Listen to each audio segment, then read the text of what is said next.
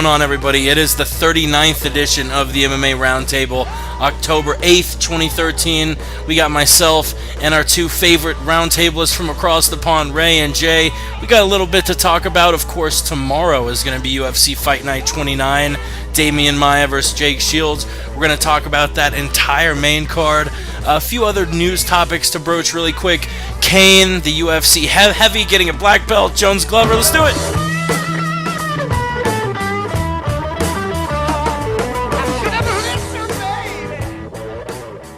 Got a little rushed into trying to hit the post there, but nonetheless, it is the MMA Roundtable. We are back in full swing of things. Took a little bit of a break, made our return with the last roundtable. Now we're back with this roundtable. It is October 8th, and before we get into it, let's do our intros really quick.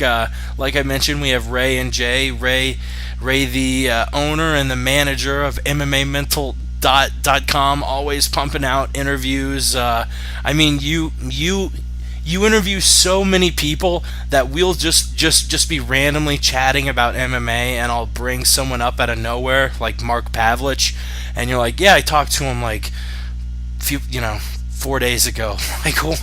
Jesus Christ. But yeah, Ray, you're always doing big things. Tell us where to find you, and tell us where to go, who you've been interviewing, all that good stuff. Thanks, Jay. Yeah, we've been working with a couple of promotions, which is nice. It's always nice when a promotion reaches out and contacts you, and that's happened to me now with two promotions. So XFC and MFC, of course. XFC, one of the biggest regional promotions in the US, and MFC, the biggest promotion in Canada. So I kind of interviewed their guys in the build-up to their latest event. So for MFC, we interviewed all the big fighters, Sam Alvey, Anthony Burchak, Smelino Rama, Anthony Hamilton. We interviewed them all in the build-up to the main card, and then we also interviewed, as you said, Mark Pavlich to the day, which was good fun because he's very frank and honest. You can follow us on Twitter at MMA Mental. Check out our Facebook page, MMAmental.com, or our YouTube channel, MMA Mental, which is where all of our shows go. We've been having some really, really good interviews, and it's just been announced over the last couple of weeks as well that I'm going to be commentating for Cage Contender, and they've just signed a big network deal, so you should be able to see myself live on TV soon as well, calling all the action for Cage Contender, so keep a lookout for that.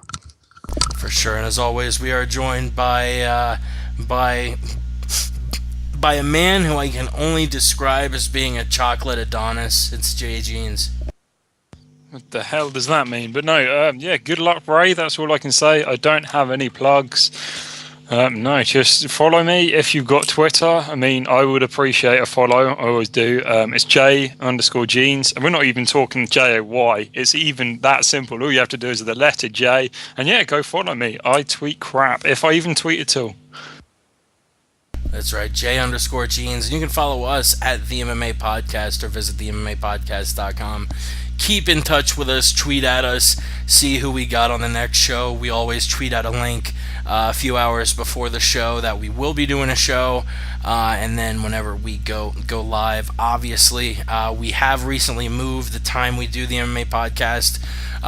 We were doing Fridays, but one of our YouTube commenters actually made a really good point, saying that, hey, you're breaking down a fight, and I like your breakdowns. I just wish, we had more time to listen to it between, Friday night and Saturday evening when the event is. So we're moving from Fridays to Mondays. It's going to be at 11:30 Eastern Time, 9:30 Pacific if you're out in the UK. You'll be asleep. Don't worry about it. It'll be like 4 a.m. your time about or something. It'll be far too late, and you should be sleeping at that hour. But you can check us out on iTunes or YouTube. We're always good about getting it up within a few hours of when it goes live. So definitely check us out on those channels if you don't check us out live. And let's get straight into it. The MMA Roundtable. We don't really have that much to talk about, sort of like yesterday on the MMA Podcast. It was not a very busy week as far as the MMA blogs and MMA news sites went. But a few things trickled down the line, probably the biggest thing of which being announced that Alexander Gustafsson will not get a title shot against John Jones. He will reportedly be a fight away. So if he wins his next fight, he will apparently get another shot. But the next shot will be going to Glover Teixeira. That will be in March 2014. It originally came out that they'd be fighting at the Super Bowl weekend UFC 169 card in Newark, New Jersey in February, but it has been moved forward another month to March, I would assume, because of Jones' injuries he sustained in the fight against Alexander. So that will be in March. Also of note, Miro Overeem moved from UFC 167 to that UFC 169 Super Bowl weekend card, but we've already talked about that fight. Let's talk about Jones Glover. Actually, I've got it in opposite order on the run sheet, but first, let's talk about how much that Gustafsson fight changes your opinion of Jon Jones. This was a very humbling fight, you know. GSP had his Serra fight, Silva just recently had his Weidman fight, and now the last UFC Titan, Jon Jones, was humbled by Alexander Gustafsson, getting in a dogfight, a fight that a lot of people don't think he won. How much does that fight change your view and outlook on Jones? For me, you know, he walked into the ring with a shirt that said not quite human or something, basically saying, you know, I'm a freak, I'm a step above everyone, I'm not quite a human being. And Alexander Gustafsson walked in and showed him that he is very human. And this just made a guy who I didn't think had any holes. It showed a giant hole, and it showed that, you know, he's been talking a lot about moving to the heavyweight division. That's not gonna happen. He's not gonna fight with the heavies. After watching what Alexander did to him, if you think he can get by a guy like Cain Velasquez, you're crazy. So yeah, I've been blabbing on and on about it. How much did that fight change your opinion of the light heavyweight champion, Ray? I think the biggest thing for me was the opinion didn't really change the fight didn't change the opinion of Jon Jones, but it did change my opinion of Gustafsson. I honestly thought Jones was going to roll through Gustafsson. I think a lot of people thought that, and I thought the biggest thing would be the wrestling. But, you know, Gustafsson has made we all know Gustafsson lost to Phil Davis. He then went and trained with Phil Davis. You know, you've got to say fair play to him. He's come on leaps and bounds. I mean, this is a guy that took Jon Jones down. And Jones really struggled to get Gustafsson down. I think he got him down towards the end of the fight. That was the most impressive part. It was just unbelievable. And, you know, it was humbling for Jones, but I'll be honest, it was humbling for me. I mean, you know, I'm one of these people like us three. You know, we see ourselves as people, as experts. We know what we're talking about. I didn't know what I was talking about in that fight because I'd made it quite clear to everyone this was going to be one-sided. You know, Jones, it's a mismatch. Gustafsson deserves the match, but it's a mismatch. It wasn't a mismatch. It was fantastic. And I've got no problem with Glover getting the next title fight, but I can't wait to see Gustafsson get another title shot because he definitely deserves it just on that performance alone. Ray, you make a really good point before we get to Jay, really quick. A topic on the MMA podcast was, what % chance does Alexander Gustafsson have to beat Jon Jones? And most answers ranged between 10 and 40%. I said 0. I said there was no way. I said there was nothing he could do.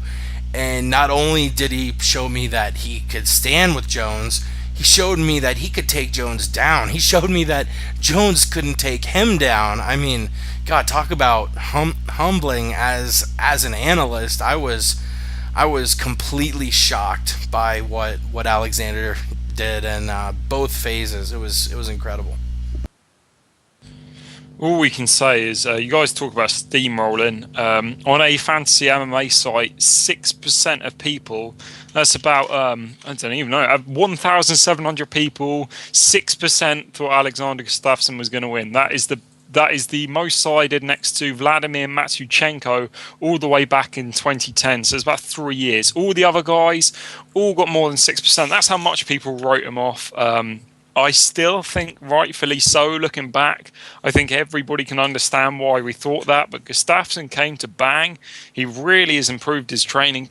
His wrestling got incredible. Nobody in the world expected that first round takedown. So much for Mr. 100%.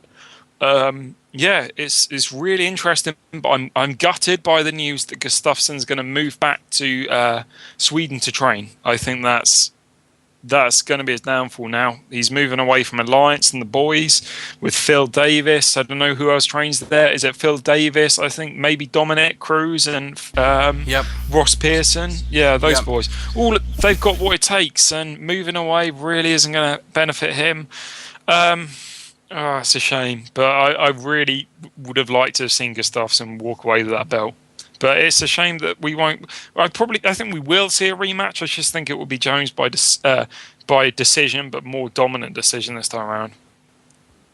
Yeah, and that brings us to the question of John Jones' next guy he's going to face is Glover Teixeira.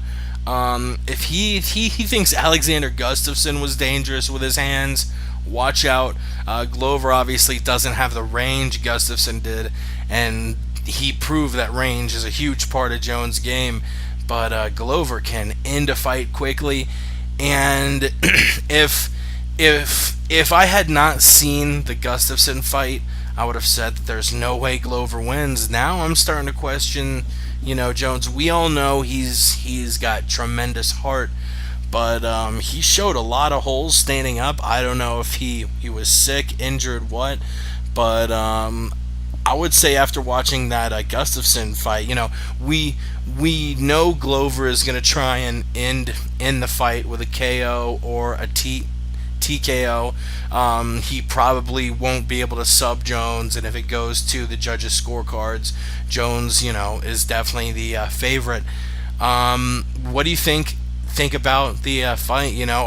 Are you willing to go as far as to say that you think Glover will win, or just as far as me saying, I still think Jones wins, but I think Glover's got a hell of a lot more of a chance than he did before? I'd go as far as to say I don't think Glover will win, but I'm with you, Jake. I definitely think he's got a chance. He has got power. He has got one-punch knockout power, and he's well-rounded. Do you know what the biggest eye-opener for me was? I've been one of these people that felt that John Jones would be a threat at heavyweight, and after seeing that fight with Gustafsson, I don't think John Jones will be a threat at heavyweight. He might break top 10, but Brock Lesnar broke top 10. I don't think he'll break top 5. You put him in against someone like, further down the rankings, top of my head. The obvious is obviously Kane and JDS. But JDS has got power in his hands. He struggled with Gus. He's going to struggle with JDS. Kane's an absolute beast.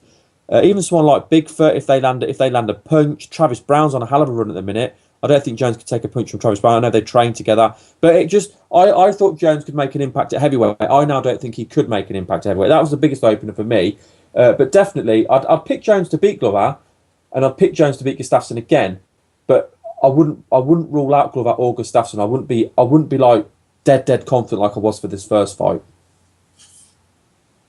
It's interesting that you guys mentioned the heavyweight division. I before was talking to Jake. I thought that John Jones would be able to beat Cain Velasquez. I thought he'd beat Junior Dos Santos. I genuinely believe the only person who offered a threat, even slightly, is Fabricio Verdum. He's 6'4". His reach isn't that good, but his Muay Thai lately has been looking sharp. You take him to the ground and you're in a world of hurt. I thought Verdum was the only guy who even stood a chance. Now I'm thinking, I think you're right, Ray. I don't think Antonio Silva, I think he's a bit too slow, but everybody else you mentioned, Kane, JDS, Brown, they're all huge threats for him, especially Brown as well. And guess I didn't even consider that one. But as to getting back on the track, Glover Teixeira, he's got more of a chance now. In his last fight, you saw how disappointed he was. He knows where he's got to go back to the drawing board, see where he needs to work off. That victory was perfect for him because it wasn't an easy win. He's been having a lot of easy wins. The first time it looked like he knocked someone out, but he looked like he lost. He realizes that, he can end the fight with one punch, but it's not always going to be easy. I'm liking Glover's odds as soon as I saw that fight.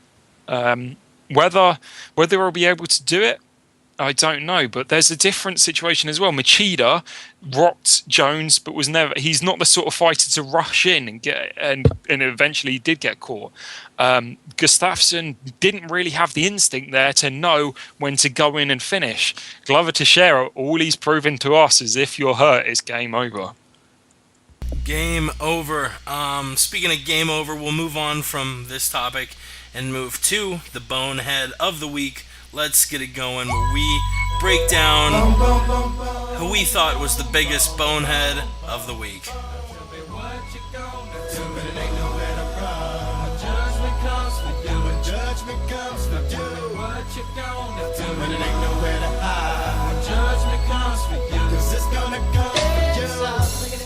Alright, I wanted the intro to really play so people could listen and appreciate a little Bone Thugs and Harmony. We're starting off, for me, with the guy who we'll talk about in the next news topic, Royce Gracie. Just making some bone-headed comments about how people shouldn't worry about having a well-rounded game and should only focus on being jiu-jitsu practitioners and criticizing current fighters when he himself steroided up in the modern era.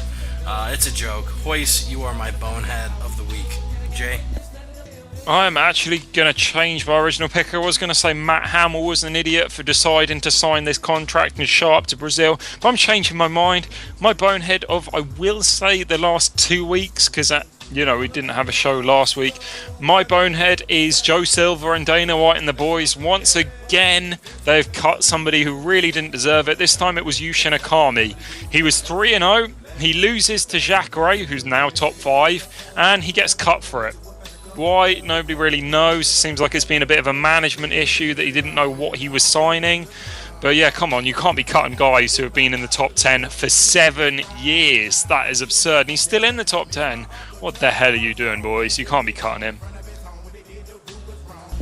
I like that day. I like both boneheads. But I was in an hour between two. I was between two guys with big knockout losses this weekend. Both guys who were expected to win. I was looking at Spalino Rama from MFC, but then I decided to go with Levar Johnson. Drops out of the UFC, of course.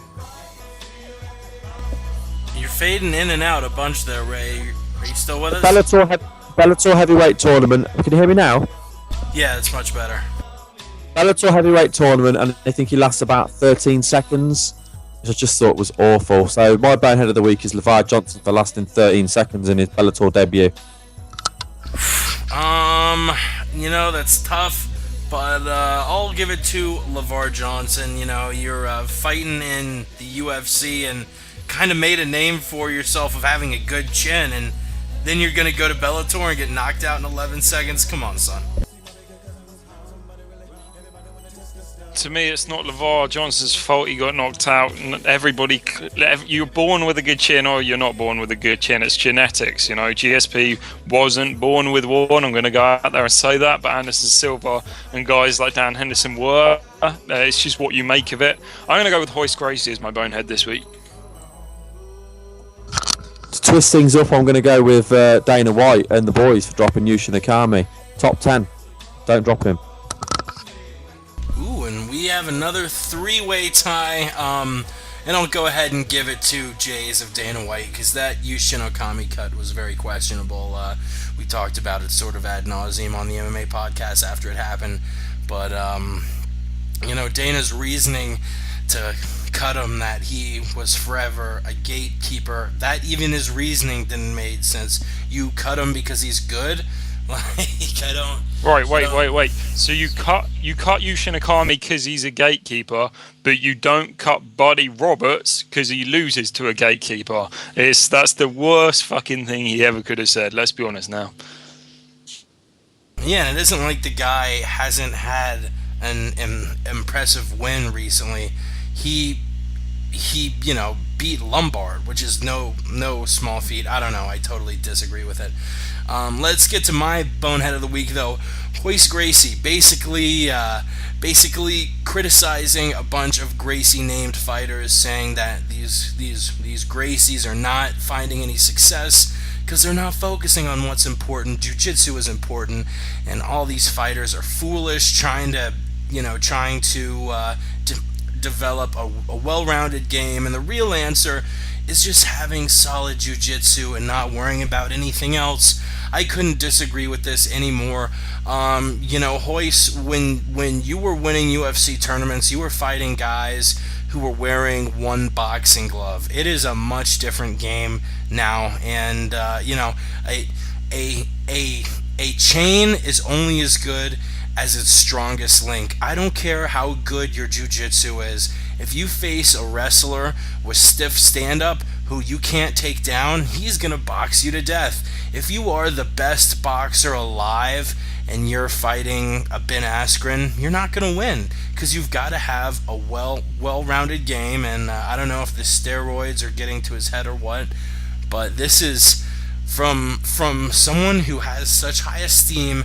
And I'm not saying, I'm not trying to say Royce is a terrible person or doesn't know anything. Obviously, he's one of the best jiu-jitsu minds the world has and knows a lot about the sport. But I think this point he's trying to make is just, he's so full of himself, I gotta say. Gracie jiu-jitsu and Brazilian jiu-jitsu, yes, that's a very, very important skill to have.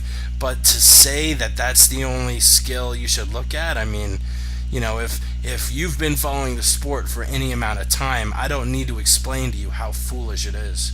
Jay? Oh, it's a questionable one, isn't it? I guess back in his days, you can understand why one strong suit was all he needed. It clearly suggests, we say now that wrestling is the most important game, but yet when it comes to a basic fundamental level, when all you've got is one style, the most important is jiu-jitsu. I think I don't know. Gracie boys seem to concentrate too much on jiu-jitsu, if you ask me. Instead of going to the BJJ classes, they should go to some wrestling classes instead. They might have something better to work off. I guess he's more talking about whoever lost to Tim Kennedy recently, Roger Gracie. There's far too many Gracies out there. It's probably why. There's probably one good one, but he's only an amateur fighter or something. I'm a fan of the Gracies, I won't deny that, but you've got to have a well-rounded game. I think Royce Gracie is wrong, but I can see where he's coming from, because it worked when he was around. It's a different game now from when he was around. The reason Royce Gracie won all of his fights was because no one knew what jiu-jitsu was. No one had heard of it. And as soon as a strong wrestler started coming into the UFC, Gracie'd gone. Gracie fought in 5 UFCs. And by the time Matt Coleman come round, Gracie was nowhere to be seen. He didn't want to fight the likes of Matt Coleman because he knew that he'd have been laid on and he'd lost. It was just the game. The game had changed at that stage, and we saw the Gracies in Pride. They never made the impact in Pride, and they tried to have matches that suited their rules, and it was no time limits because Gracie never lost a fight. He just ran out of time. And then we saw them have the no time limits, and we saw Gracie against Sakuraba, and he got kicked to smithereens, and he lost because he gave up in his corner. So, to say that you need one skill is absolutely ridiculous. You need a well-rounded game, like Jake was saying. If you're a strong wrestler, and you take someone down, you've got no submission defense, and we've seen that in the past, long time ago with Son, and of course he's changed now. Then you're going to struggle on the ground because you cannot defend submissions. If you can box, you can't defend takedowns. You can't box off your back. It's the same old thing. We've seen this all before. You're never ever going to need to just know one style now. You need to train all of the styles, and that's why you've got the new breed of fighter coming through. The likes of Rory McDonald, Michael McDonald, they're the first two that jump out to my head, where they train all areas, and that's the future of the sport. It won't be long now before, or in the future, you won't have people coming through with a one-dimensional background. They'll be out of the game completely. It'll just be all people that come through, kids that have grew up training all areas of the sport. That's what the sport's going to become. The first two names that jump in my head are Weidman and Anthony Pettis, two current UFC champions. Pettis has some of the scariest kicks in the entire sport, and on top of that, he just subbed out maybe the fighter with the best sub defense in the world. On the other hand, Weidman, who's a more wrestling-based fighter, we haven't really seen much of his wrestling because he has impressed us so much with his stand-up and with his jits. He's either knocking you out or finishing you. Every full training camp, I believe Weidman's had, he's finished the guy he's fought. I can't wait for that rematch with Anderson Silva. Let's move on. Speaking of UFC champions, speaking of wrestlers who are good at Brazilian Jiu-Jitsu, Cain Velasquez awarded his BJJ black belt. We had known him forever as a brown belt, and he finally, or a brown belt or a purple belt? I think it's a brown belt before black. Right, Jay? You would know. Yeah, I'm pretty sure. Yeah. It definitely can vary within the practice and, camps and all that stuff. But nonetheless, awarded his Brazilian Jiu-Jitsu black belt, which is very scary. I feel like really the only way to beat Cain is to knock him out standing, sort of like Junior did the first time they fought. Because I don't think Cain is getting taken down by anybody in mixed martial arts. And we know if Cain is on top of you, he's a scary guy. He's sort of like a Brock Lesnar 2.0. We all thought of Brock as this unstoppable force, get on top of you and pound away. And Cain is just that with a little bit better wrestling, maybe the best gas tank in the heavyweight division. We've seen him fight five rounds and not lose any steam. Cain is a scary guy, in my opinion. No one in the world beats Cain until we see otherwise. I don't think there's any MMA fighter in the world you could put across the ring from Cain Velasquez that beats him. But that's a conversation for a whole nother podcast. The question tonight is does Junior Dos Santos, obviously he does offer him a threat standing up with that incredible knockout power. Does he offer him any threat on the mat, either on the bottom or if so, would he be able to take him down? Is there any threat at all Junior offers him on the mat? I don't think so on the mat, personally. He's definitely a threat on the feet. But saying that, Cain whooped him on the feet last time as well. JDS has got that one-punch power, and we've seen it happen. We've seen him do that, but I'll be shocked if Cain lost his fight. I don't think this fight will go 5 rounds like the last one. But for your question, does JDS offer him a threat on the mat? My answer to that question is no. And Jay, knowing you and our luck, now that we've said that he offers him 0 challenge on the mat, he'll probably get a submission win at UFC 166, even though I'm picking Cain by TKO second round. Jay? It's an interesting one. On the mat, nothing. But we saw Cain this time round didn't get Antonio Silva down. I'm still picking Cain to win, but the reason, it's very simple, my reason why I'm picking Cain to win.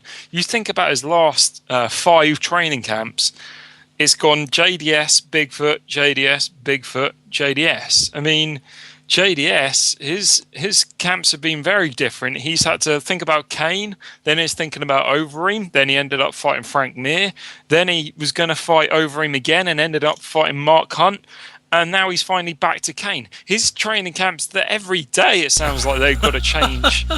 They've got to change who they're fighting. So he's looking at tape on one guy, then he realises when he goes down the cage it's somebody else. That's going to be very hard for him to get grasp of. If he was focusing on the same 2 people 5 times, it'd be a lot easier. But I'm going with Cain. He would have dissected him to the point of he could come out 100%, and Cain should still be able to beat him. On the mat, though, we saw JDS. I don't know. I don't think he's trained a day of jiu-jitsu in his life, to be honest. From what we saw last time, it felt like he didn't know what was happening. It felt like if he has been training BJJ, it's been on top. He does not know what happens when you're on the bottom. That's what it felt like to me. Yeah, if anybody listening comes from a big family, they'll probably get this metaphor. Cain versus Junior, the second fight, that was like when the older cousin and the younger cousin, like the older cousin is like a few years older, a lot bigger, and they're both still at the, age, maybe, 9, 10, 11, 12, where they're always fighting and always wrestling, and the bigger kid just takes the smaller kid down, and the smaller kid could just kind of squirm around, and the bigger kid's, giving him a noogie and all that. I can testify firsthand because I was the youngest the youngest cousin in my family, and at that tender age, I was always getting wedgies and noogies and all that. And that's all UFC 155 was. Kane just bullying the shit out of Junior for 5 rounds. Kane looked fine after the fight. Junior looked like that, I don't know her name, but that reality show with that Brazilian lady with the botched face because she had like 1 million plastic surgeries. That's what Junior looked like, just deformed and horrible. And this third fight against Junior, it's gonna be an interesting one. UFC 166 in a couple of weeks. I'm definitely looking forward to it. I thought I was gonna say something about Kane. Fuck it. I fucking forget. I'm a little high, ladies and gentlemen. Let's move on to the game show that's sweeping the world. I wouldn't say the nation, but it's popular in both the U.S. and the U.K. It's Guess That Tweet. Jay's the host this week. Take it away, buddy. Thanks, guys. We have got a very interesting episode. I mean, there is only 2 of you after all. This could be quite a bit of fun. It could be crazy, could not be, but we will get started. Is everybody ready? Ray, you ready? If Ray or Jay wins, I just want to say this is going to be a historic episode. Team MMA Podcast ran out to a crazy lead of, I think, 12-5 or something in the early stages of this podcast. Team MMA Mental has not had a tie or a share of the lead since like the 2nd episode. If Ray or Jay wins this week, it's 19-19. It's all tied up between Team MMA Podcast and Team MMA Mental, and I'm here to stop that. So go ahead, Jay. Let's get it started. Aren't you glad that you invited me in, Ray, just to bring that score back? You can get rid of me after this one, then. Don't forget to send me the answers on Skype. Yeah, I'll quickly do that now. All right, tweet number 1. This is somebody who couldn't really work out how to use Twitter. So, they said, yoga, ... and then put the @ symbol, but then that was it. So, they're clearly supposed to be tweeting somebody. Was it Nick Ring? Was it Matt Hamill? Or was it one of the Russians? Was it Khabib Nurmagomedov? Or was it Rustam Khalibov? I'll go for Khabib. I'll go with the other Russian. Well, it was not Matt Hamill, because he's only deaf, he's not blind. It was not Rostam. It was not Khabib, it was indeed Nick Ring. And I actually did mention to a Jay, like, hey Jay, how about for this round of guess that tweet, you only have 3 options of questions, so it's fair, because, with 4, you have a 50% chance to get a point, and me and Ray only have a 25% chance. But if you end up winning, Jay, you have to host the next 5 Guess That Tweets. Guys, you should have really picked up that you should just check who I mention every single time. I mean, Nick Ring, I think he's been in every Guess That.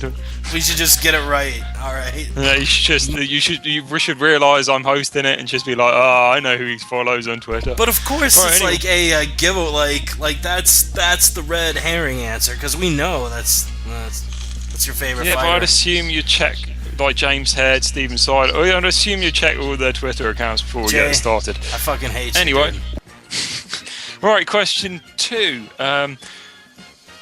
Tweet 2. They said, pretty sure I'm moving to Costa Rica once I retire. ... Love this place. Was it Kung Lee?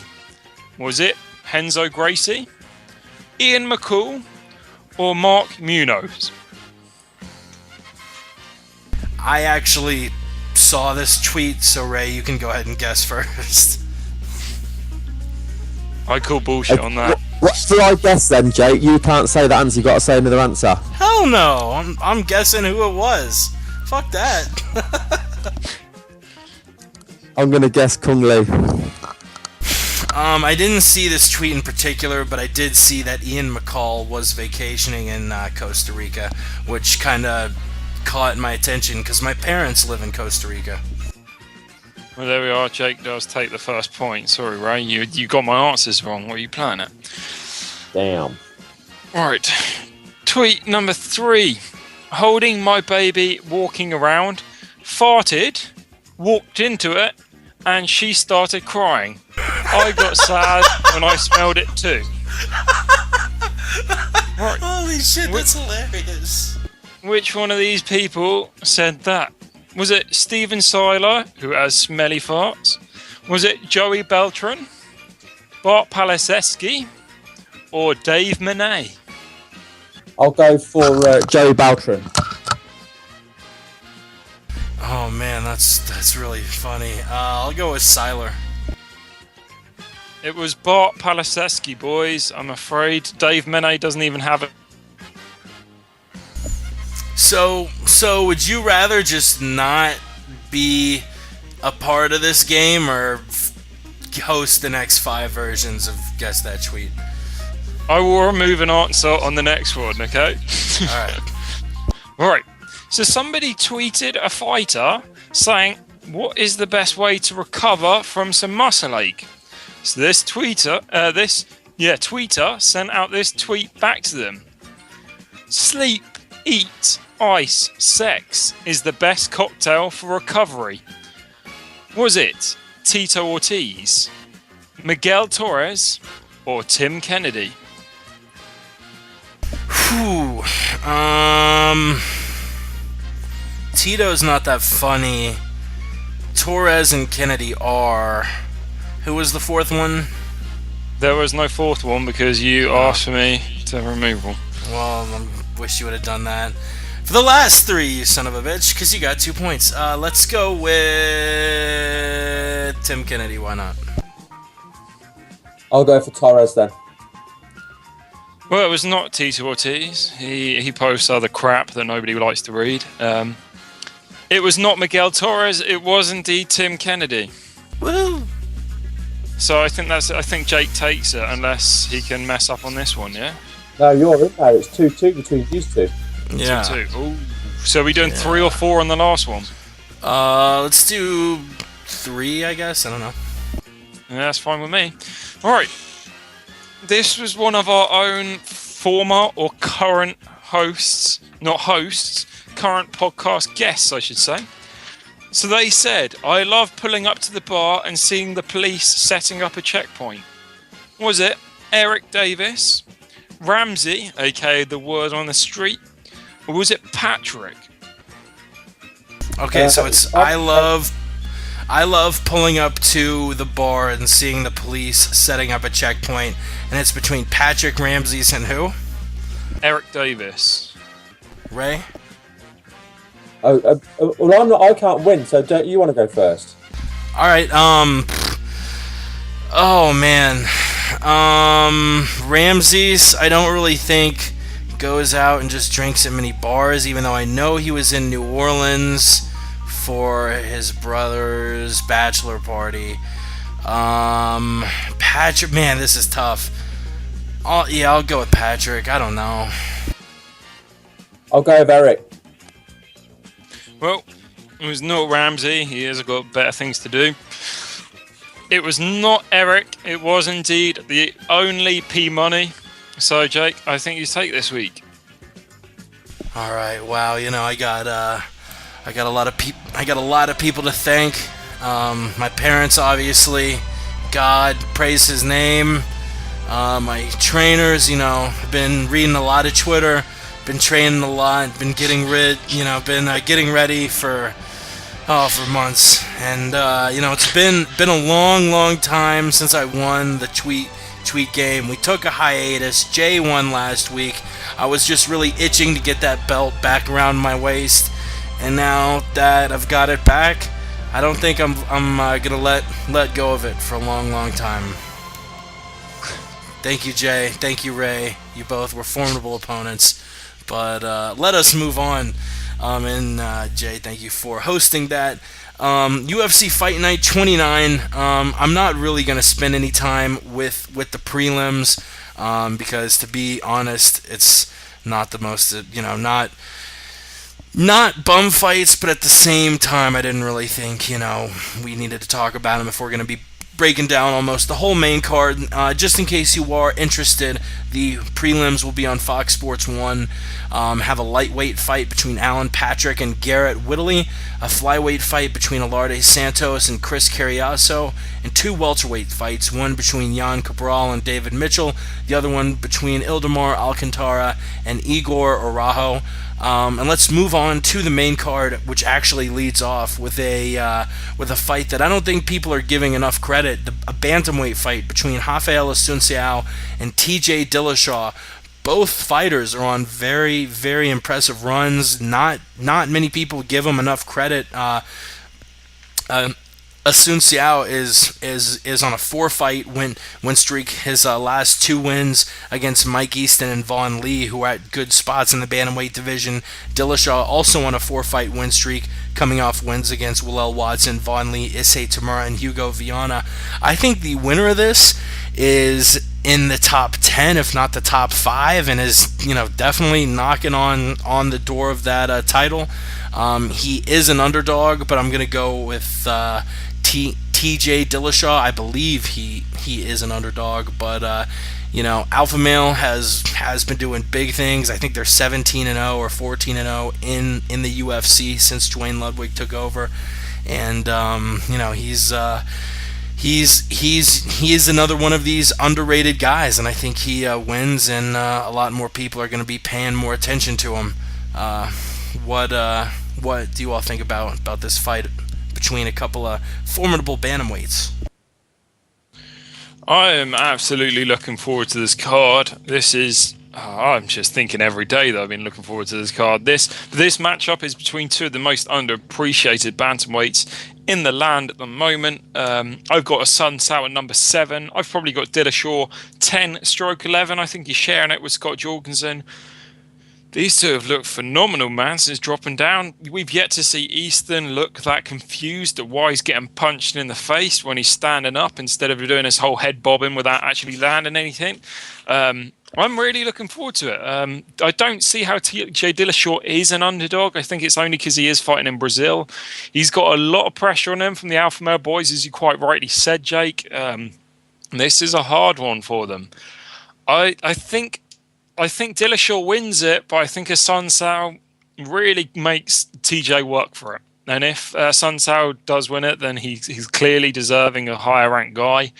But yeah, TJ Dillashaw has got it. It is within his grasp. I think it's both of these guys. I think you're right, Jake. They are knocking on that top 5 door, and I am looking forward to the entire card, but these 2 bantamweights in particular. Yeah, Assunção, he's durable. He's got a lot of stuff in his toolbox. He's good on the mat. He's got good kicks. But I think Dillashaw is just going to push him and take him out into deep waters. Ray? I've just had a look at the odds before I came on, and in the UK, the favourite is actually Dillashaw. He's favourite for this fight. I mean, again, I agree with what both of you said about the guys. They've been on great runs. Dillashaw to me looks like a different fighter since Dwayne Ludwig took over that camp or started working with that camp. But I think it's fair to say that a lot of the guys looking like different fighters. They've gone from being these lay and pray wrestlers to these explosive finishers. I mean, who would have thought Chad Mendes would have knocked out or TKO'd Clay Guida? It's just ridiculous how good that camp became. I think Dillashaw wins this fight.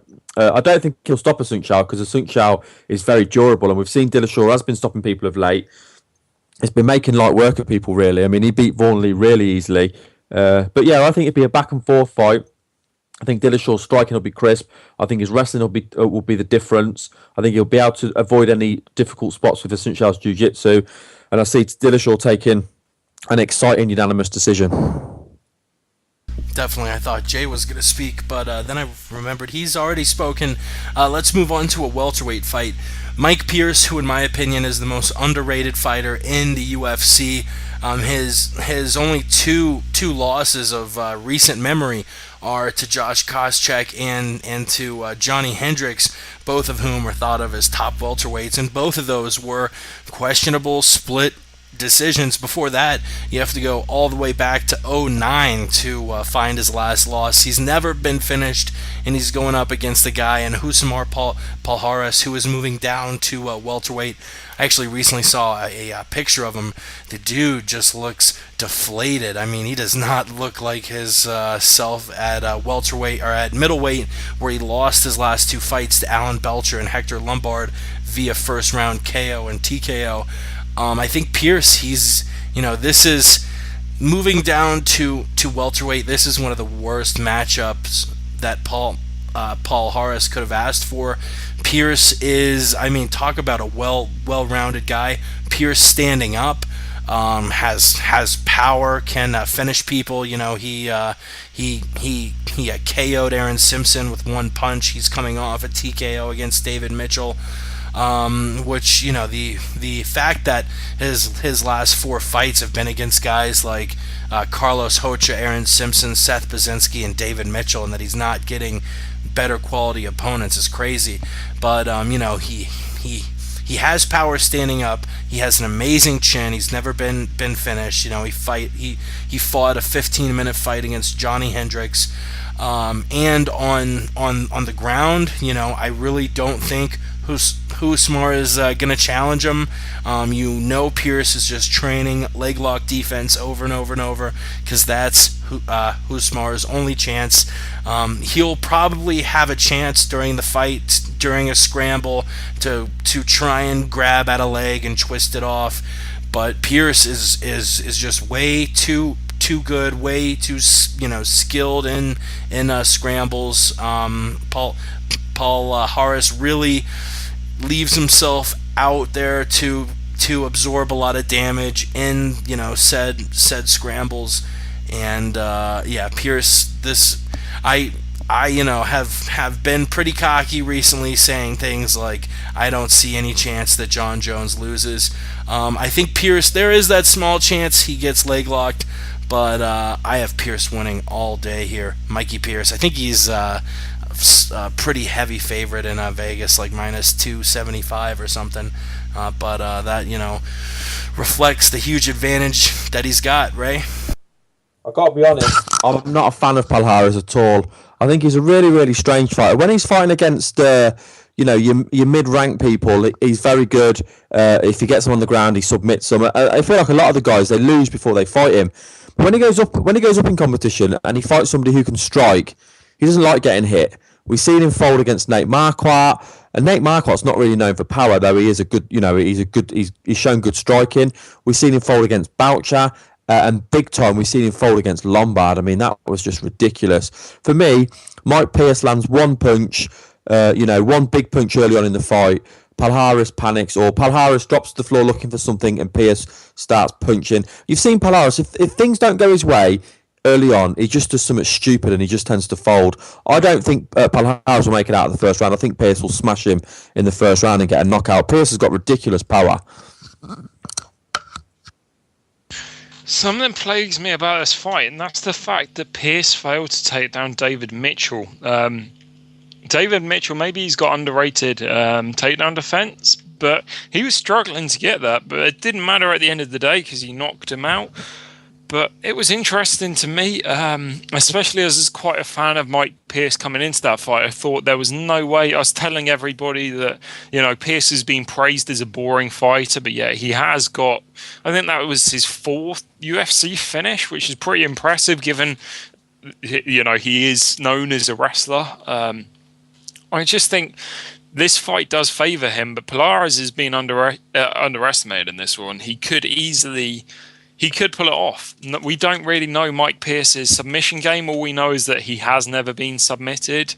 But has he really fought a jiu-jitsu guy? Not that I'm aware of. I know he got that straight arm bar all the way back in the UFC, like 114, 15, something like that. But it's going to be an interesting one. I think Pierce will get it, but I wouldn't be surprised if Palhares dropped for a leg, and instead of him going for the finish, he just tries to get him in the guard. Palhares really can't offer much from it directly from his back, but he can offer it if he's got a hold of a leg or something in half, 50-50 guard or something like that. Pearce just has to get in his guard and grind it out, and I think that's all he needs to do. I'm hoping he does take the win, but Pearce is a gamer, and he can never be underestimated. I'd rather have seen Pearce versus Stun Gun. That's a fight I'd like to have seen. Definitely. Let us move on. We're going to skip Joey Beltran versus Fabio Maldonado for obvious reasons and get to another fight at 205. Matt Hamill taking on Thiago Silva.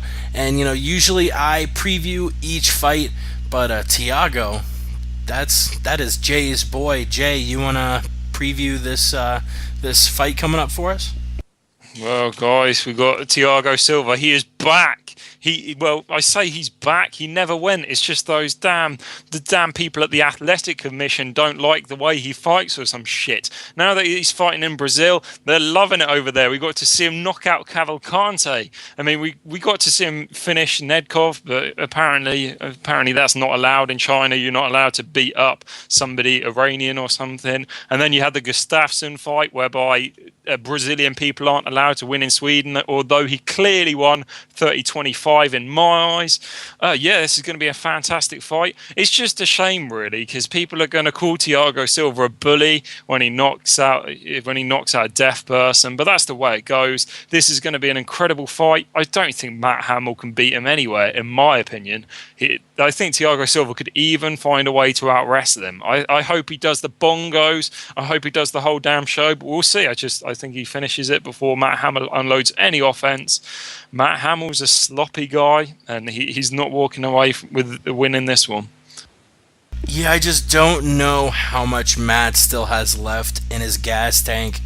He retired and came back. I do want to pick for Hamill because this would be an amazing comeback story, but I just don't see him making it happen. I don't really think he's going to be able to pin Thiago to the mat for 15 minutes, even though that would probably be his best chance. In fights, Hamill has shown that he has a tendency, if guys want to brawl against him, he'll brawl. He does not want to brawl against Thiago Silva, who's coming off one of his, a really, really vintage fight from Thiago, knocking out Rafael Cavalcante in the opening frame of that fight. I just don't like Thiago nearly as much as Jay, but I still have him winning this fight pretty easily. I saw a post-fight interview with Thiago after the Gustafsson fight, and there was a reason why he lost that fight in Sweden. He was distracted in the build-up to the fight. He was sitting eating his dinner, and he had some fanboy kept on coming over to him asking him for pictures when he was trying to get all of his strength in his food, and he just couldn't sit, eat, and relax, and he just couldn't get his mind on the fight. No, pumped him up, man. It was Gustafsson got all angry because he saw all the attention was going on Thiago, so he got all angry, and that's why he blew his load. Gustafsson blew his load. He rocked him, but his anger, the red, whatever you see, red mist, it all faded once he knocked him down. And that's when Thiago started coming back. Well, back to this fight then. I don't think.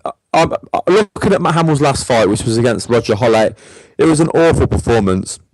He didn't look good at all. I know it was his first fight back, but you've got to get rid of all that rustiness in your training. I mean, he just did not look good at all. If he fights like that against Thiago Silva, Silva's going to blast him. The only thing maybe is Hamill's got a chance of his going the distance because he's quite durable, but I don't see Hamill winning. And I think his cardio is a bit questionable at the minute as well. I've got Silva winning by TKO, probably by the second round. Once Silva lays it on, and Silva can fight for 3 rounds as well, which is how he won his fight against Nedkov that was obviously overturned. And even against Cavalcante, I think Cavalcante started to slow down and Silva blasted through him. Yeah, by round 2, I think Matt Hamill will be out of there.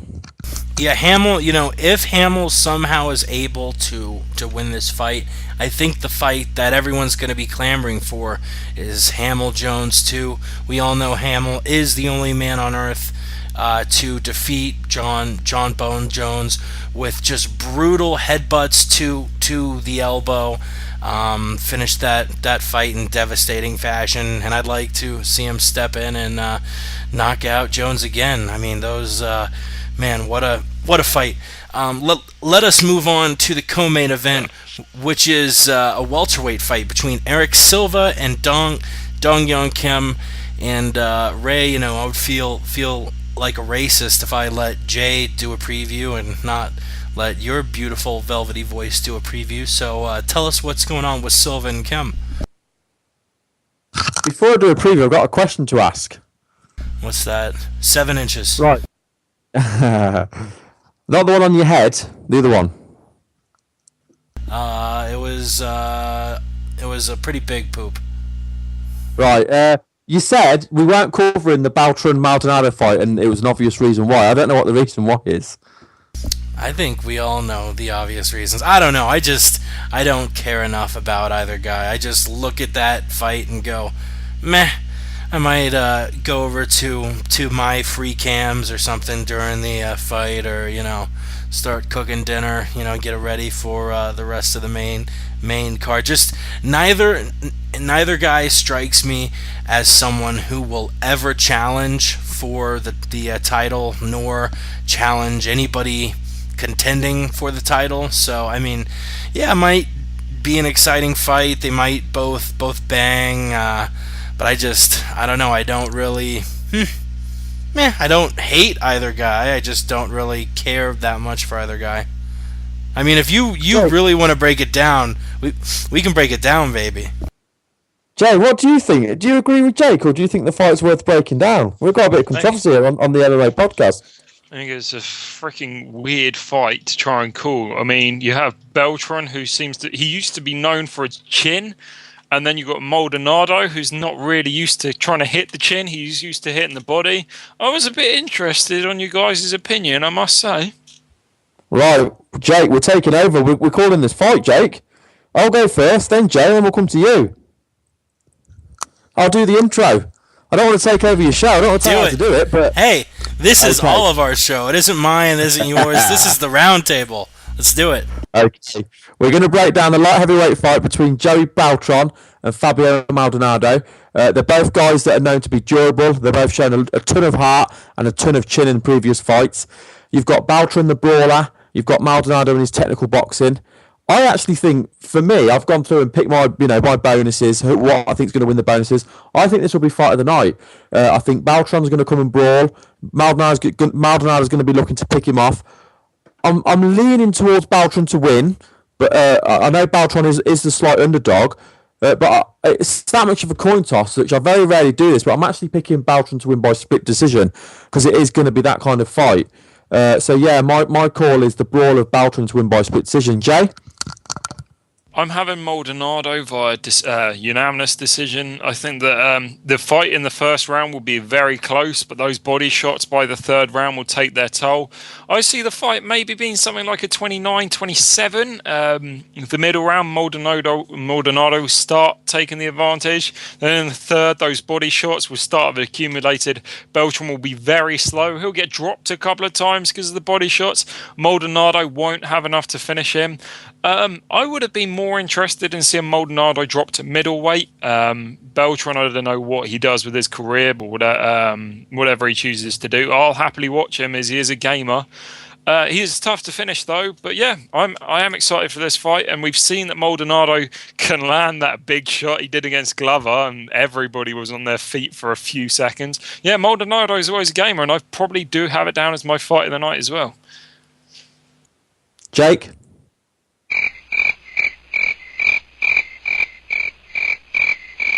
Wake up, Jake. What? I think he's planning.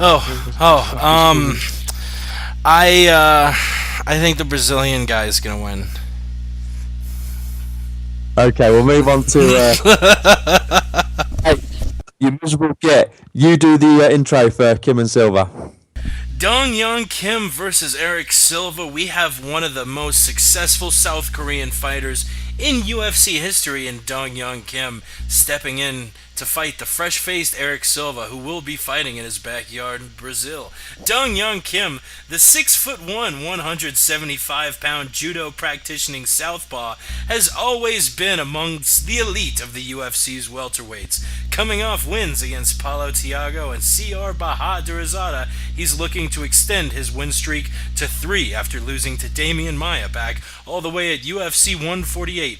Eric Silva came in with a lot of hype, but that hype was somewhat derailed, losing to John Fitch. He also has a loss to Carlos Prater he received in his second fight in the UFC. That was much frowned upon, as they did not think he deserved the disqualification loss. His last fight was against Jason High, where he got a first-round submission almost a minute in, a reverse triangle armbar that was quite a beauty.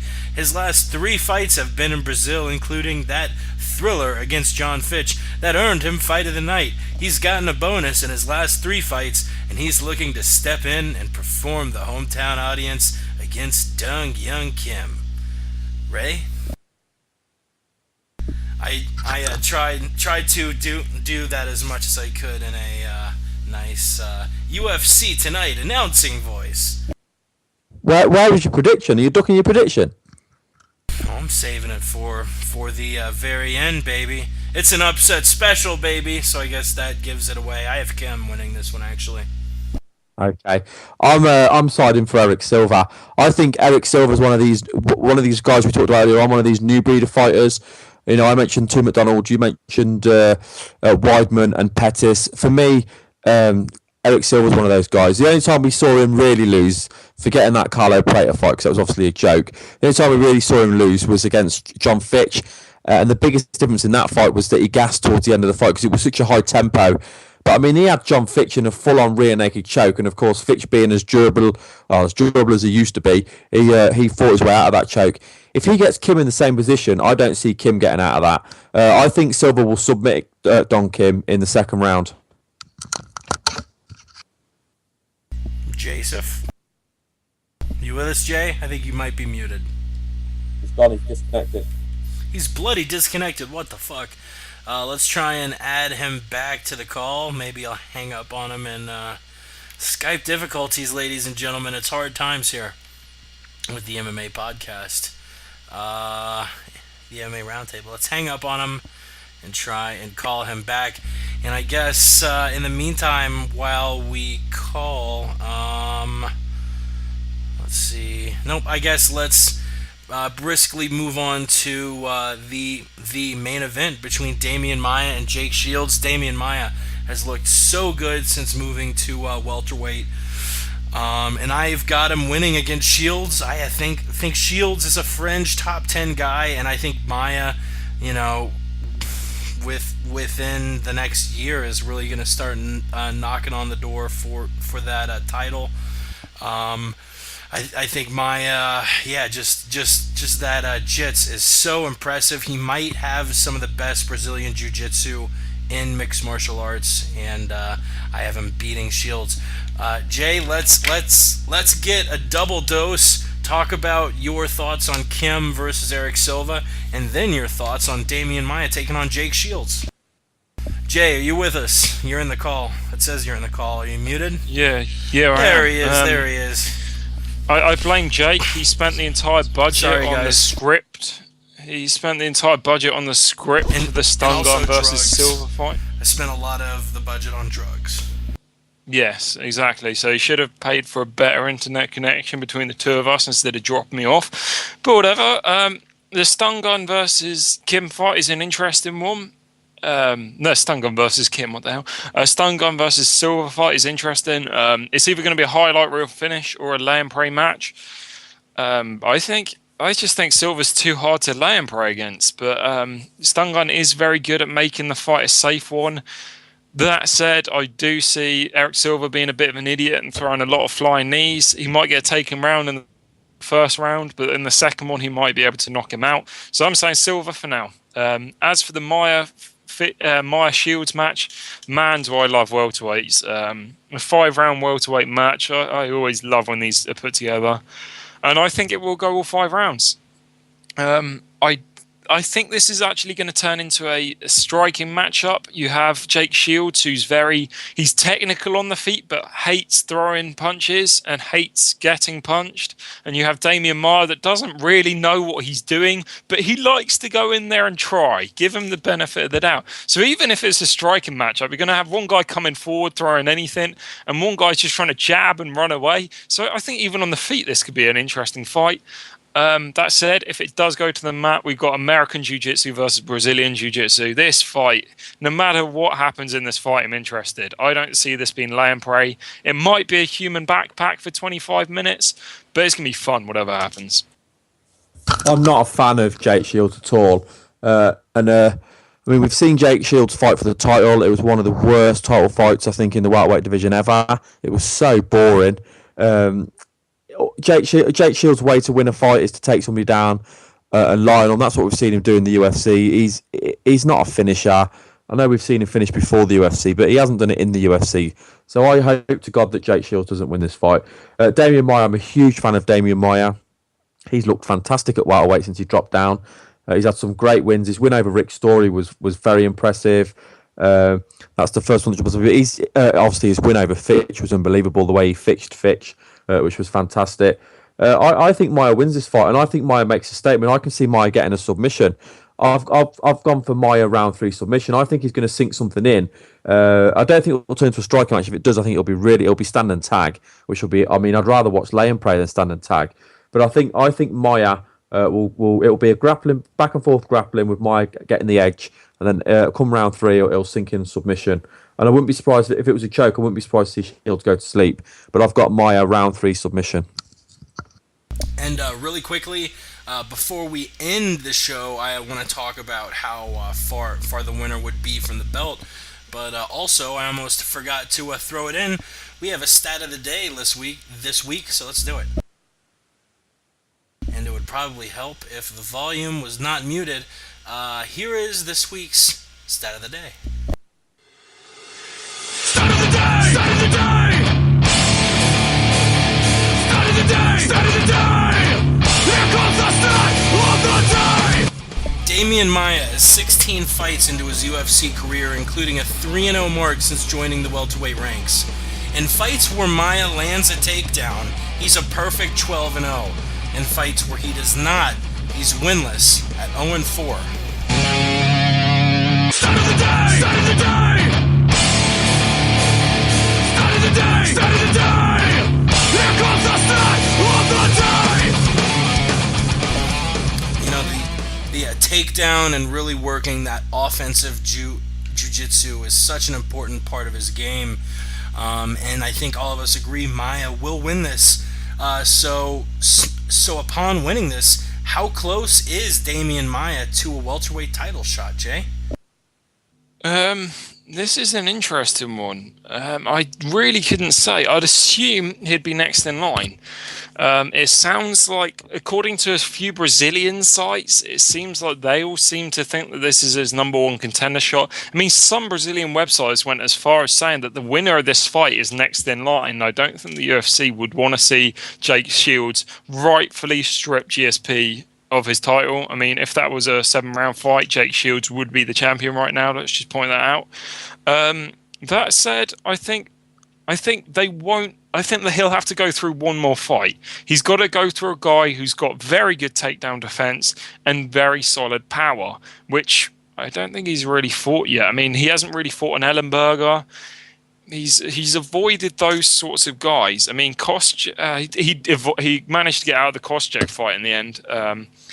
I think he'll be one fight away. I could easily see the UFC saying, right, this is it, you're next. But I think they might make him go through one full fight. Jake Shields, I don't know what happens if he wins. I think he'll also have to probably rematch somebody like Jake Ellenberger. Yeah, I think Damian Maia is very, very close to a title shot. I think if he wins this, I agree with Jake. I think he's one fight away. I mean, the highest ranked opponent he's beat was John Fitch, but of course we saw John Fitch get cut after that, and then he got annihilated by Josh Burtman, of course, at the World Series of Fighting, which kind of takes away a bit from Maia's win.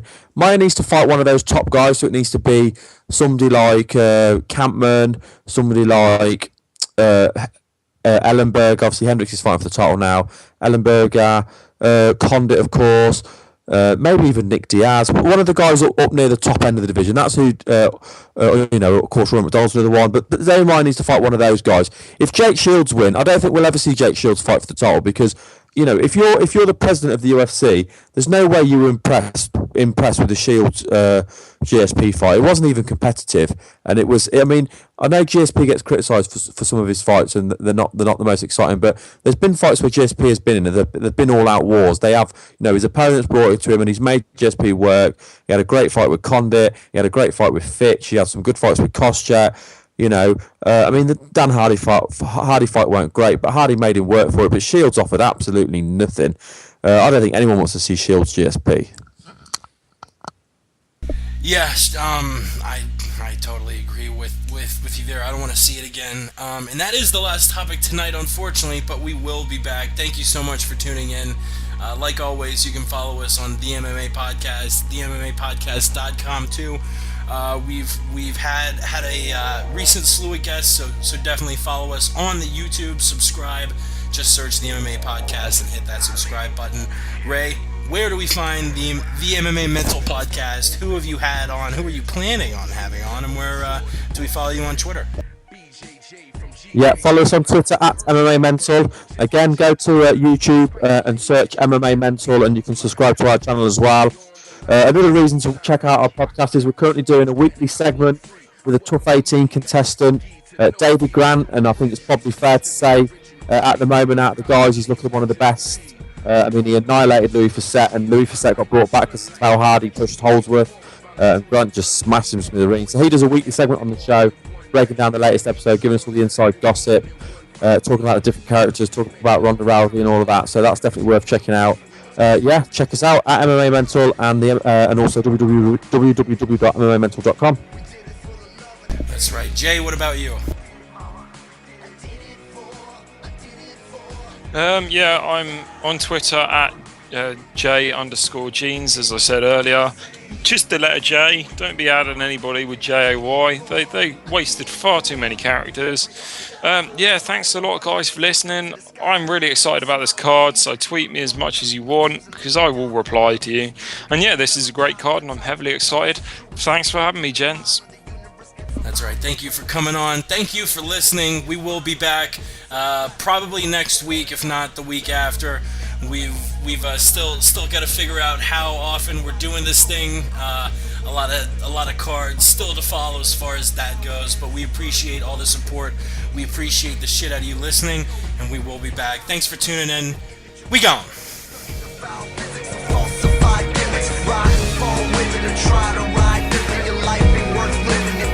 Got vision, come on. We did it, mama.